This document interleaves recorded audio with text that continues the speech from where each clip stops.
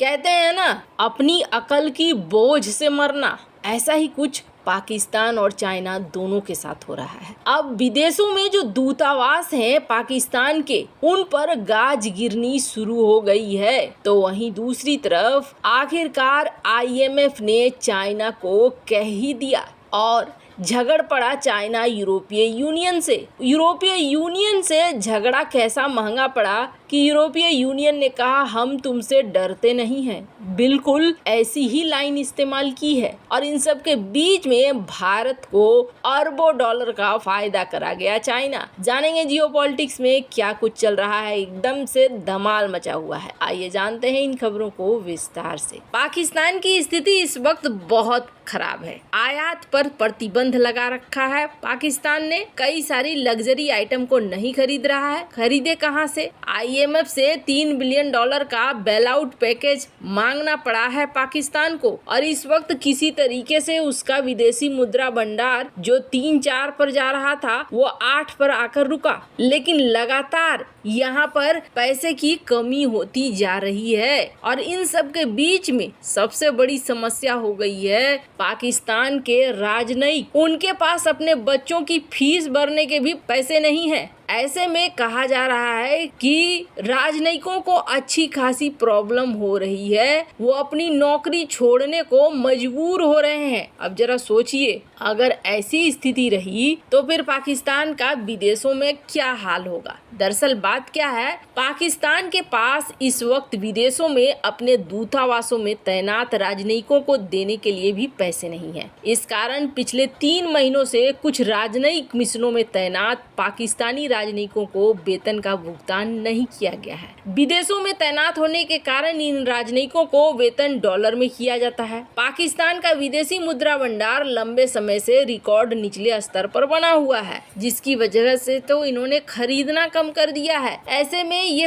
पैसे देंगे कहां से? देश की विदेशी मुद्रा सीमा पहले ही खत्म हो चुकी है, इसलिए उनका वेतन चालू माह के लिए भी जारी नहीं किया गया है। इसका अर्थ ये है कि अमेरिका, हांगकांग, सिंगापुर जैसे अत्यधिक महंगे शहरों में काम करने वाले पाकिस्तानी अधिकारियों को 4 महीने तक और बिना वेतन के काम करना होगा। पाकिस्तानी वित्त मंत्रालय वैसे कह रही है कि नहीं, ये सूचना गलत है, ऐसा कुछ भी नहीं है, हमने दिया है पैसे। लेकिन कहा तो यही जा रहा है कि यहाँ गड़बड़ है। राजनयिकों ने अब कहना शुरू कर दिया है, जिसकी वजह से पाकिस्तान के कार्यवाहक सरकार ने राजनयिकों के वेतन से संबंधित मामलों को देखने के लिए एक खास कमेटी का गठन भी कर दिया है। अब यहाँ पर सरकार जरूरी सामानों का ही सिर्फ आयात कर रही है, क्योंकि पाकिस्तान के विदेशी मुद्रा भंडार में सिर्फ 2 महीने आयात के लायक ही पैसा बचा हुआ है। अब ये स्थिति पाकिस्तान की है। आप सोचिए, किसी भी देश के राजनयिक उनके पहले स्तंभ होते हैं विदेशों में,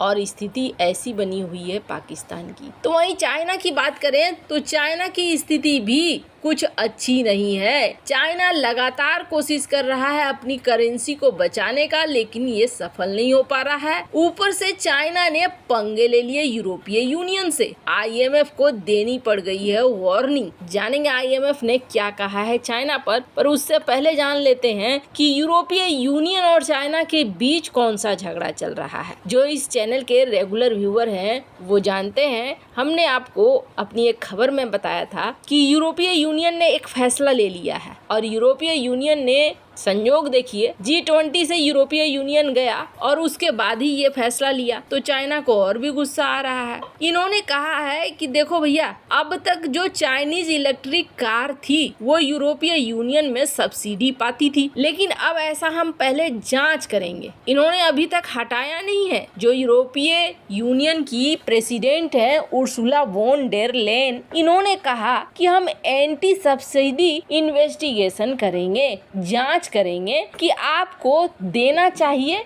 या नहीं देना चाहिए, आप इस लायक हैं कि नहीं हैं, और इसी बेस पर हम तय करेंगे। क्योंकि हमको ऐसा लगता है जैसे कि आपके कार बहुत कम कीमत पर यहाँ आ रहे हैं और ऐसा लगता है जैसे कुछ गड़बड़ है जो बिल्कुल भी ठीक नहीं है। अब जैसे ये चीजें हुई वैसे ही चाइना के कॉमर्स मिनिस्ट्री ने तुरंत से वापस से यूरोपीय यूनियन को बोलना शुरू कर दिया। इन्होंने कहा कि आप जो ऐसा कर रहे हैं इसका बहुत गलत परिणाम होगा। आप देखिए, जिस दिन कहा यूरोपीय यूनियन की प्रेसिडेंट ने, उसके अगले ही दिन ये स्टेटमेंट आती है। स्क्रीन पर आप ये कटिंग देख रहे हैं। इस कटिंग में इसी बात को कहा गया है, मतलब ये जो करे सो ठीक, आप कोशिश भी ना करो। इन्होंने धमकी दे दिया कि देखना इसका नकारात्मक असर पड़ेगा चाइना यूरोपीय यूनियन इकोनॉमिक ट्रेड और रिलेशन पर। अब आपको बता दें,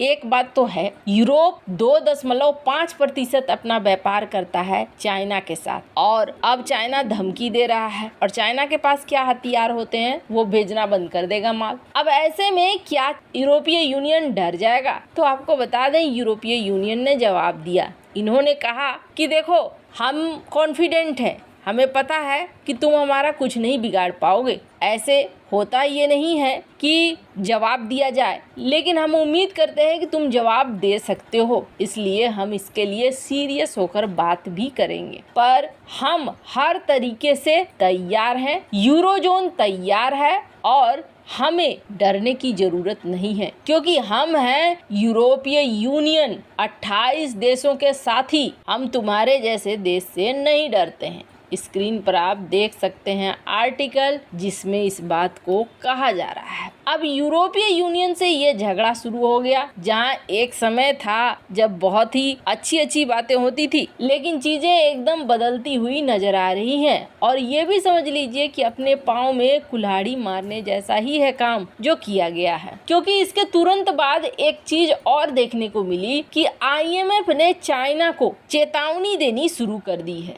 IMF ने चाइना को ये कहना शुरू कर दिया है कि देखो, तुम्हारे यहाँ गड़बड़ है, तुम अभी दुनिया की मत देखो, ग्लोबल ग्रोथ की देखने की तुम्हें जरूरत नहीं है। सबसे पहले तुम अपने यहाँ अपने डोमेस्टिक मार्केट में खपत बढ़ाओ। कहा जा रहा है कि अब IMF इनके हर चीज पर बहुत ध्यान दे रहा है और बहुत जल्दी कुछ न कुछ चीजें निकाल कर दुनिया के सामने रख देगा। पर इससे पहले चाह रहा है IMF कि किसी न किसी तरीके से चाइना अपने आप को बचा ले। वैसे आपको बता दें, IMF ने जुलाई में फोरकास्ट किया था चाइना का ग्रोथ रेट 5.2 से 4.5%, लेकिन अब कहा जा रहा है कि इससे भी कम होगा। और इसी को बचाने के लिए IMF ने फिलहाल चाइना को एक सुझाव दिया है कि सबसे पहले तुम अपने ग्रोथ मॉडल को बदलो। इस मॉडल से तुम्हारा काम नहीं चलने वाला है, तुम अपने डोमेस्टिक मार्केट को ध्यान दो। स्क्रीन पर आप देख सकते हैं आर्टिकल। और इन सब में फायदा किसे होगा?